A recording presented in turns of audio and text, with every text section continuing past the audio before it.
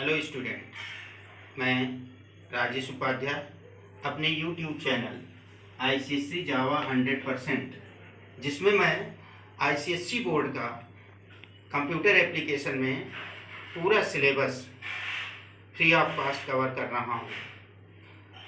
मैं सभी ICSC students या जो बीटेक या अदर जिनको कोर जावा पढ़नी है वो हमारे चैनल को सब्सक्राइब करें। करके शेयर करें और नोटिफिकेशन के लिए जब मेरा नया वीडियो हो तो नोटिफिकेशन के लिए अगर बेल आइकन को आप दबा देंगे तो नया वीडियो जब जाएगा तो आपको सूचना मिल जाएगी।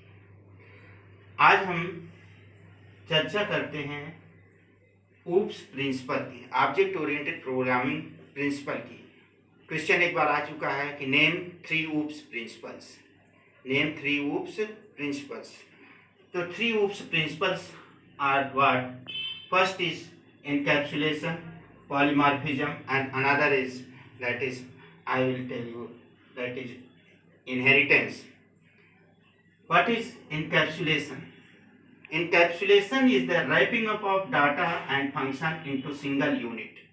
Means डाटा और फंक्शंस, वेरिएबल और फंक्शन को सिंगल यूनिट में कंबाइंड करना, बाइंड करना, और उस सिंगल यूनिट जिसमें उसको बाइंड किया जाता है उसको क्या बोलते हैं? Class. And this process is known as encapsulation. Means wrapping up of data and functions into single unit and that unit is known as class, and this process is known as encapsulation. Use of encapsulation is to hide the information. Means it prevent accidental use of the class object outside of the class. Means it prevent the code from outside use. You will know it when you will learn about access specifier. These definitions only come. These definition, what is class, what is object, what is encapsulation, these definitions you have to learn. Definition is written here. You can learn from your book also. Another is polymorphism. What is polymorphism? This OOPS principle is used to take the ability more than one form. Means it has one name and it performs different work. Polymorphism, ability to take more than one form. It has one name and it takes many forms to perform different purpose. Example of this one is method overloading. That I will teach you what is method overloading in function when I will teach you function. So this question has been asked. Give the example that follow method overloading. Means give the OOPS principles name which follow method overloading. That is polymorphism. Next is inheritance. Let me see inheritance. Third OOPS principle is inheritance. Inheritance is what? Inheritance means, it is biological terms, means when one object acquires the property of another object is known as inheritance. It is the process in which one object acquires the property of another object is known as inheritance. Like when a child inherits the properties of his father, that process is known as inheritance. Inheritance means taking the property from existing ones. See the definition. One definition is that it is the process in which one object acquires the property of another object is known as inheritance. This is one definition. And another definition is deriving a new class from old class is known as inheritance. Means when we derive a new class from old class, that is known as inheritance. Old class which is being inherited is called base class or parent class or super class or main class. Class means which is main root, which is root. which is being inherited, whose property is being inherited, ऐसी class जिसकी property को दूसरी class inherit कर रही है, तो जो class inherit हो रही है उसको क्या बोलते हैं, सुपर क्लास या पेरेंट क्लास.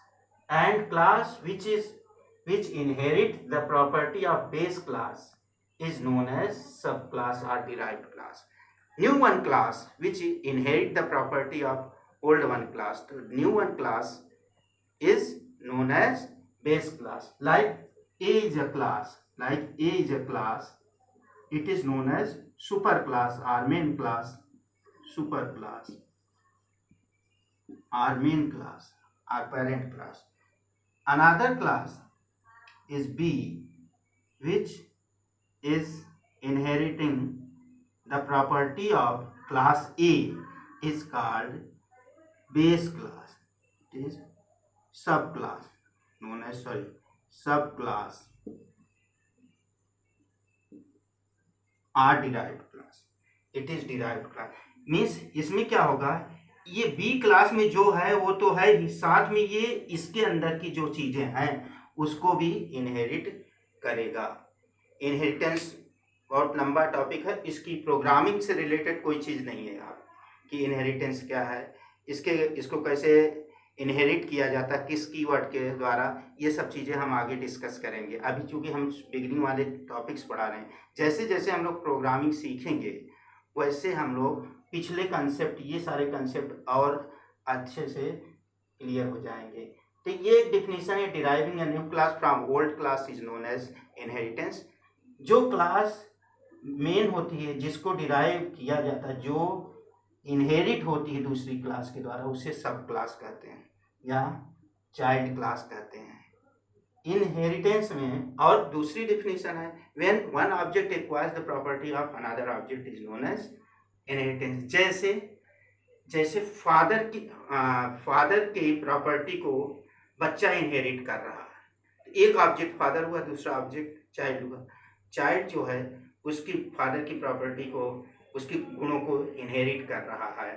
तो ये चीज़ आपका कहलाती है इनहेरिटेंस. इस तरह से 3 ऊप्स प्रिंसिपल आपके हुए, जिसको मैंने एक्सप्लेन किया. तीसरा था इनहेरिटेंस. आगे हम देखते हैं कि क्लास क्या है.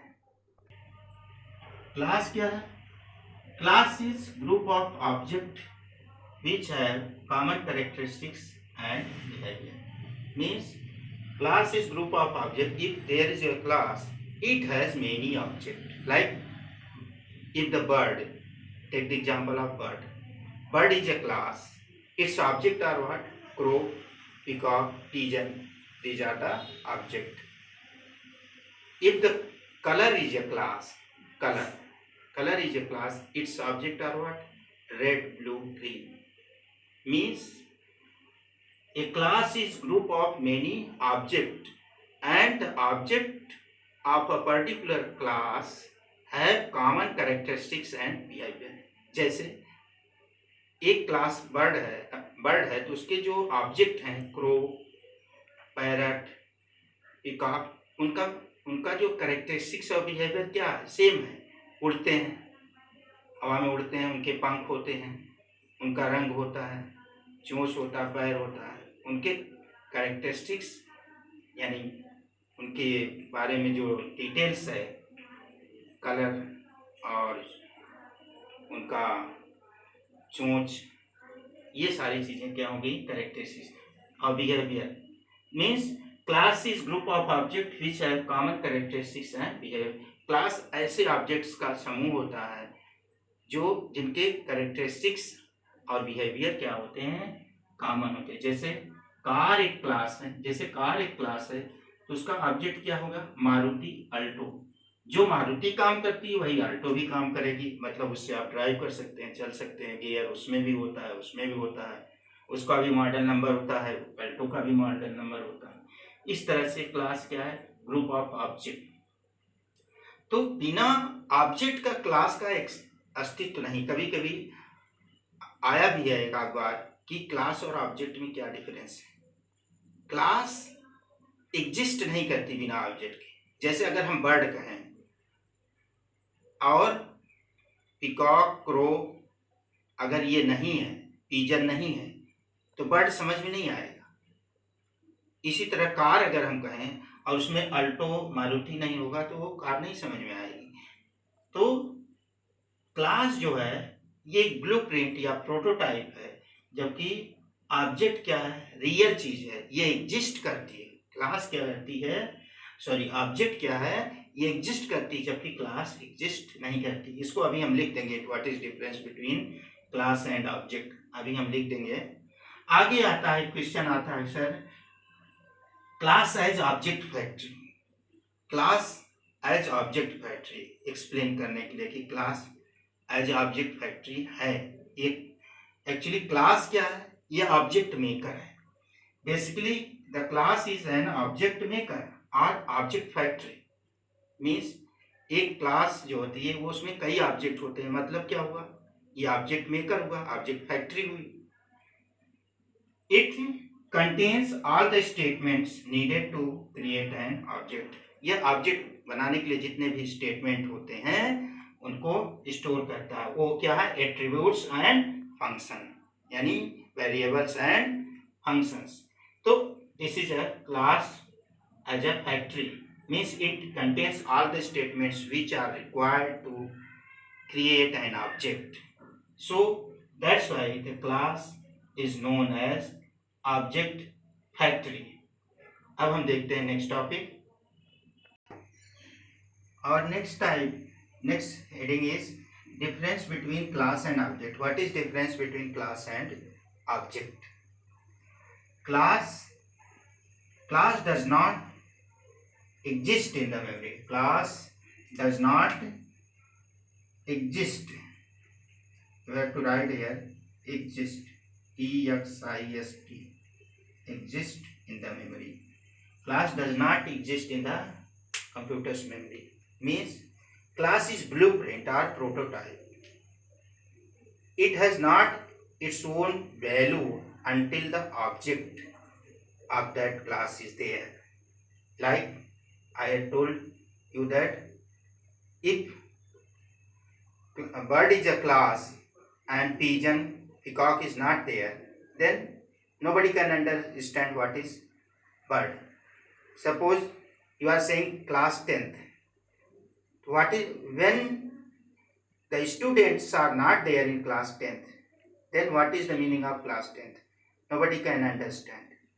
The object should be there. Take the example book, जैसे बुक कहते हैं तो बुक क्या है, क्लास है, उसका ऑब्जेक्ट क्या हो गया, रामचरितमानस, भगवत गीता, कंप्यूटर एप्लीकेशन की आपकी सुमिता अरोरा की बुक, ये क्या है, उसके ऑब्जेक्ट है। तो class does not exist in the memory, object exist in the memory. Means object is real thing, object is real thing and it exists in the memory. It exists in the computer's memory when the object is created of any class.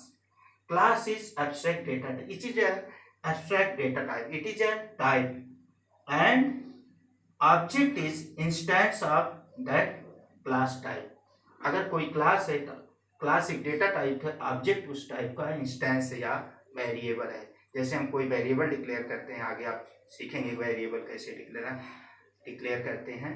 तो जैसे data type का एक variable होता है, उसी तरह class type का एक ऑब्जेक्ट होता है। ये आपका डिफरेंस है बच्चों। मैं बहुत बेसिक चीज़ों से लेके चल रहा हूँ, भाग नहीं रहा हूँ।